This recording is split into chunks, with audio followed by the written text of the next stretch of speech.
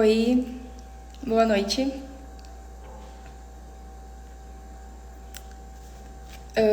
Vocês estão me ouvindo? Alguém pode comentar se tem som?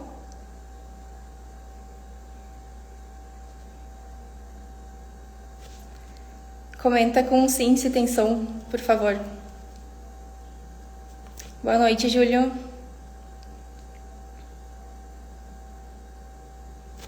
Tá, obrigada. E aí, como que estão?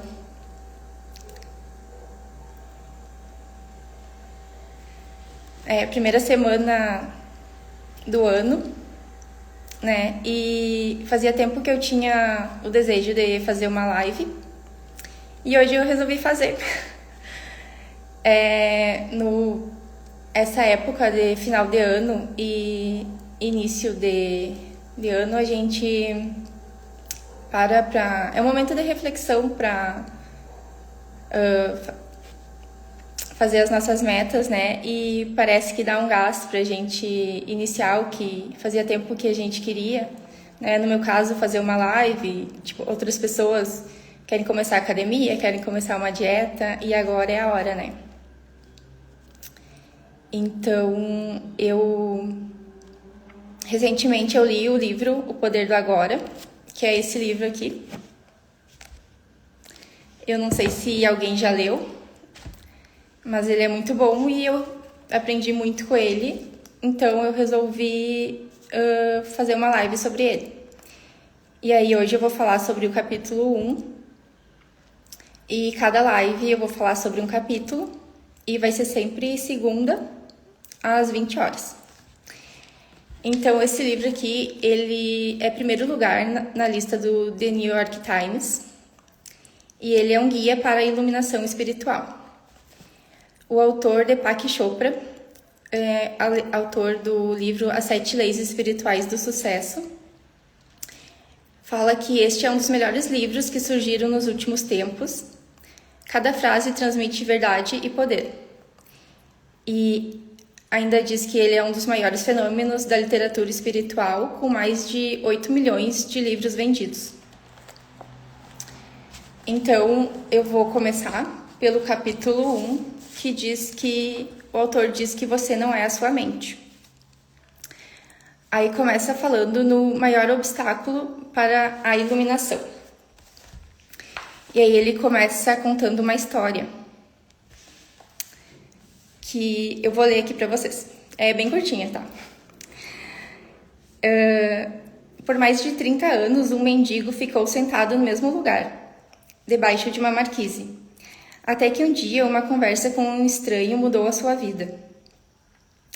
Tem um trocadinho aí pra mim, moço, murmurou, estendendo mecanicamente seu velho boné.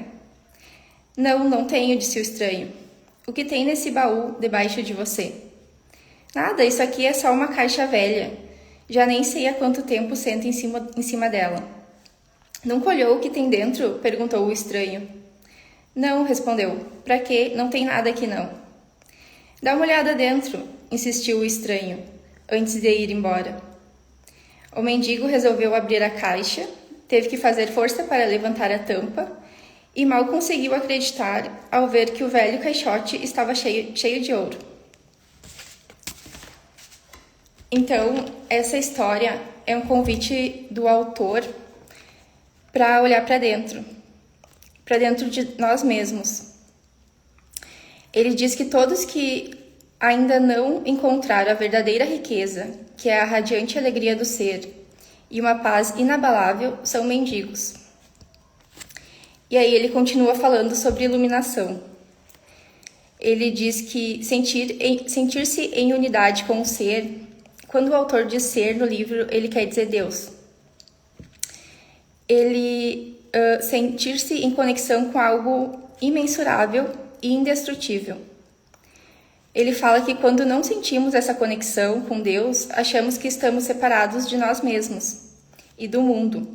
E isso traz sentimentos ruins, como medo e também traz conflitos internos. Buda, que é o líder do budismo, diz que iluminação é o fim do sofrimento. E o autor ainda fala sobre iluminação, que a iluminação não pode ser entendida com a mente, mas sim sentida quando a mente está serena. Então, eu não sei se vocês já tiveram algum momento de presença que não estavam pensando nem no passado e nem no futuro, mas presente no aqui e agora, que é tudo o que temos. E aí eu lembrei recentemente eu fui numa cachoeira e eu olhei para cima, aquela queda d'água, e eu senti a força da natureza, e que é o mesmo poder de Deus, e que é o mesmo poder que está em nós, porque nós somos imagem e semelhança de Deus. E eu pensei que quando eu senti algum sentimento ruim, porque eu sou humana, né? Eu também sinto. Eu lembro dessa força, dessa queda d'água, da força da natureza, do poder de Deus. E aí eu lembro que qualquer problema é pequeno diante da grandiosidade de Deus. E ter esse pensamento ajuda muito. E aí, continuando aqui, o livro continua falando sobre iluminação. Ele fala que é um estado de plenitude, de estar em unidade e, portanto, em paz. Em unidade tanto com o universo, quanto com o eu interior mais profundo. E ele ainda fala que iluminação é o fim do sofrimento e de conflitos internos e externos permanentes e da aterrorizante escravidão do pensamento. Ele fala que é uma maravilhosa libertação. Quando estamos identificados com a mente, criamos rótulos, imagens, palavras, julgamentos e definições que bloqueiam todas as relações verdadeiras. Isso cria uma ilusão de separação. Não nos sentimos mais em unidade com Deus, com nós mesmos e com todas as coisas. A mente é como um instrumento magnífico, mas se nós usarmos de forma errada, ela se torna destrutiva. O problema é a mente usar você em vez de você usar ela. Quando percebemos as coisas realmente importantes como a beleza, o amor, a criatividade, a alegria e a paz interior, é quando começamos a acordar. Praticamente todas as pessoas ouvem vozes dentro da cabeça, que são processos involuntários do pensar, que acreditamos que não podemos interromper. E essa voz na nossa cabeça comenta, especula, julga, compara, divulga, desculpa, gosta, desgosta, né? Vários sentimentos. E situações do momento, ela pode estar revivendo o passado recente ou remoto, ou ensaiando uma imaginação, ou a mente pode estar ensaiando ou imaginando possíveis situações futuras. Então, ela não está presente no aqui e agora. Ou ela está no passado, que já passou e não pode voltar, ou ela está no futuro, que é incerto, nem sabe se vai acontecer. E se ela estiver no futuro, ela imagina sempre que as coisas vão ir mal e que os resultados vão ser desfavoráveis. E é o que nós chamamos de preocupação. Isso é o resultado de toda a nossa história e dos valores culturais coletivos que herdamos. Então, a visão que nós temos é de acordo com a vida que nós tivemos, né? Cada um tem uma visão sobre as coisas e a gente pode mudar isso a qualquer momento de acordo com as coisas que nós vamos aprendendo. E assim, construímos uma imagem distorcida. Não é raro que a voz se torne o pior inimigo de nós mesmos. Essa voz na nossa cabeça, né? Que diz que a gente não vai conseguir, que a gente não é capaz. E muitas pessoas vivem com um torturado em suas cabeças, que as ataca e pune sem parar, drenando a nossa energia vital. E essa é a causa de muita angústia e infelicidade, assim como doenças. Mas a boa notícia é que nós podemos nos libertar de nossas mentes. Aí o autor fala para começar a prestar atenção ao que você diz, principalmente a padrões repetitivos de pensamento. Ele fala para ouvir o pensamento, para estar consciente, para ouvir o eu interior. Então, quando tiver uma voz negativa na tua cabeça falando que vai acontecer algo de ruim, tu olhar para ela como alguém externo, não se identificar com ela. Que aí, quando tu consegue fazer isso, o pensamento perde o poder e se afasta. Nós podemos direcionar o foco da nossa atenção para o agora. E isso é profundamente gratificante de se fazer. Na vida diária é possível pôr isso em prática, dando total atenção a qualquer atividade rotineira. Aí ele dá um exemplo de quando tu for subir ou descer escadas, prestar atenção a cada passo e até na sua respiração. Estar totalmente presente. E parece bobo, mas realmente funciona porque eu coloco em prática. Tipo, se eu tô falando aqui, não foi só porque eu li no livro, eu não falo nada aqui se eu não coloco em prática. E fazer atividades rotineiras com presença, até lavar uma louça, tomar um banho, prestando atenção só no que tu tá fazendo, na água, sabe? Não ficar pensando em outras coisas. Vai acalmando, realmente vai acalmando, porque a gente para de se preocupar com o futuro ou com o passado e a gente fica em estado de presença que traz paz. Aí esse livro, ele é feito, não sei se alguém já leu, ele tem perguntas e respostas. Que as perguntas os alunos do autor fazem para ele. Aí ele fez esse livro respondendo as perguntas dos alunos dele. Aí eu vou ler uma pergunta aqui de um aluno. Ele perguntou: o pensamento não é indispensável para sobrevivermos nesse mundo? Aí o autor respondeu que a nossa mente é um instrumento, é uma ferramenta. E a gente tem a nossa mente para ser usada em uma tarefa específica. E pensamentos compulsivos são um vício. Quando a gente pensa demais, a gente perde energia vital. Para o ego, o momento presente dificilmente existe. O ego só considera o passado e o futuro. E ele tá sempre... Porque o ego quer nos manter vivo, não que ele seja ruim. E quando ele pensa no passado, é porque ele acredita que sem o passado nós não existiríamos. E quando ele pensa muito no futuro, o ego faz isso para assegurar a nossa sobrevivência e buscar algum tipo de escape ou satisfação lá adiante.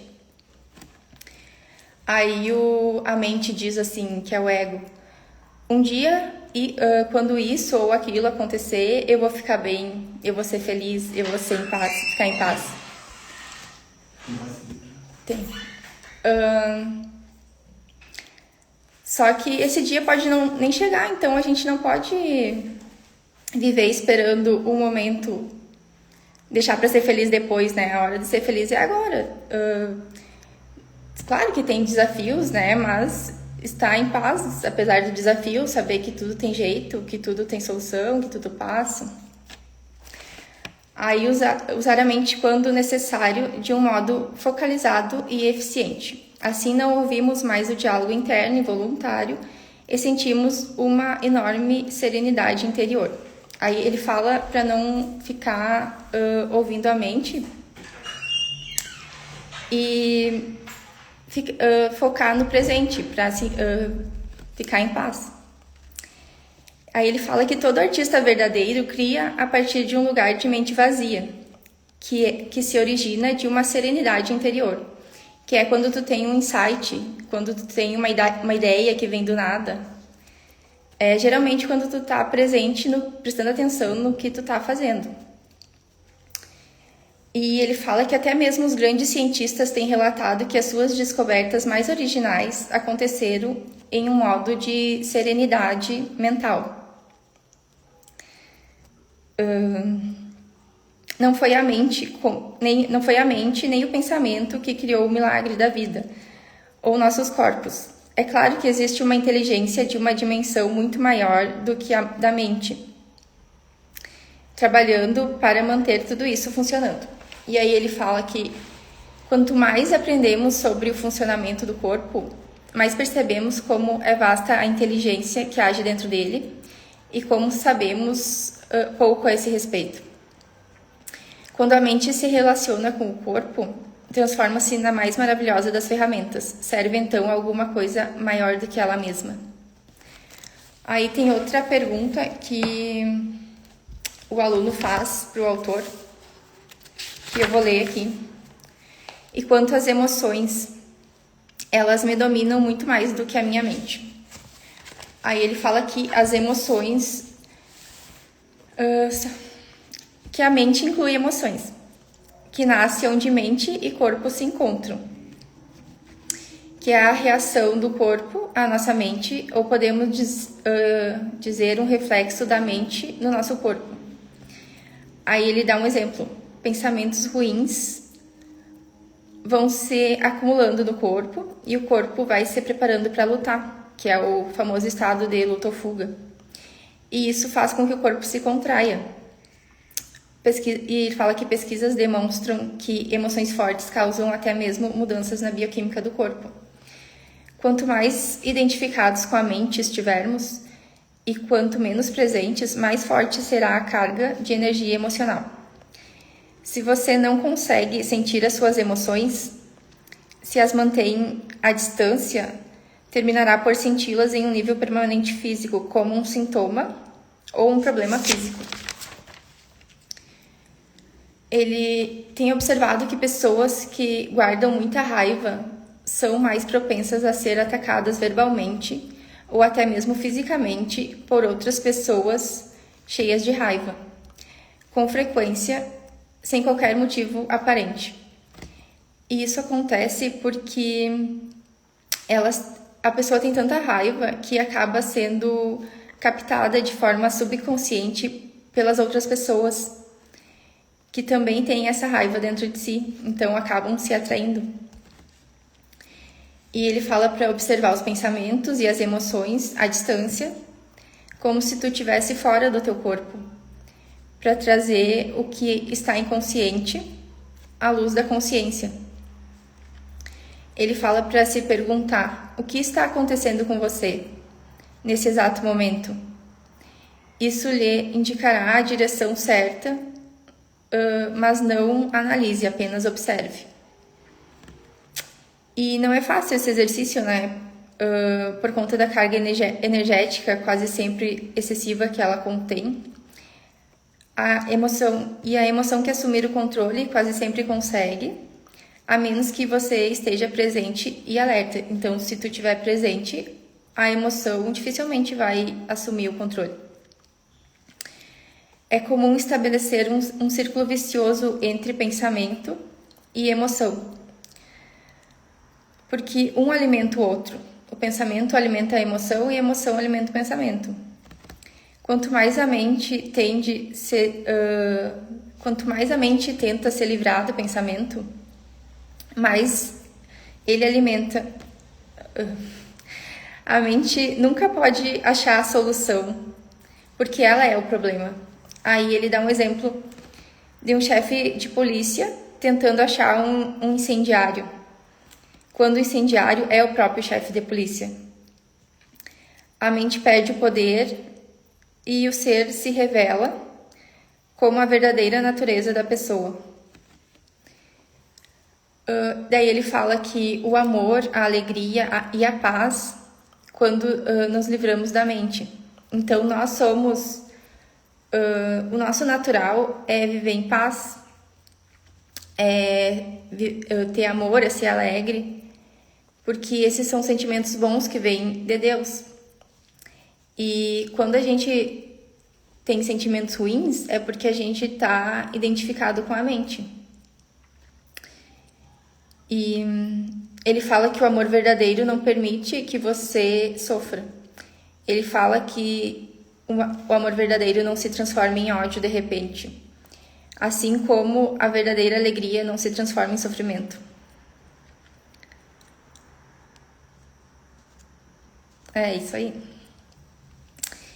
E Buda, que é o guia do budismo, diz que a dor ou o sofrimento surge através de desejos ou anseios, e que para se libertar da dor é preciso romper as camadas do desejo. A mente busca salvação ou satisfação nas coisas externas e no futuro, como substitutos da alegria que vem de Deus. Quando estamos identificados com a mente, temos anseios, necessidades, desejos, apegos e aversões. Aí ele fala para não buscar ser libertado do desejo ou adquirir a iluminação. Ele fala para tornar-se presente. Ele fala que o sofrimento começou quando o ser humano começou a se perceber separado de Deus e do universo. O autor diz que, enquanto estivermos identificados com a mente, que é o mesmo que estar inconsciente espiritualmente, o sofrimento será inevitável. Refere-se ao sofrimento emocional, que é também a causa principal do sofrimento físico e das doenças, como o álcool ou as drogas, que te dá um prazer momentâneo, mas logo te deprime. Ele fala que qualquer prazer contém a semente do sofrimento, que é o inseparável oposto. E ele fala que existem 2 níveis de sofrimento. Um, que é o que você cria agora, e 2, é o que tem origem no passado, que ainda vive em sua mente e no seu corpo.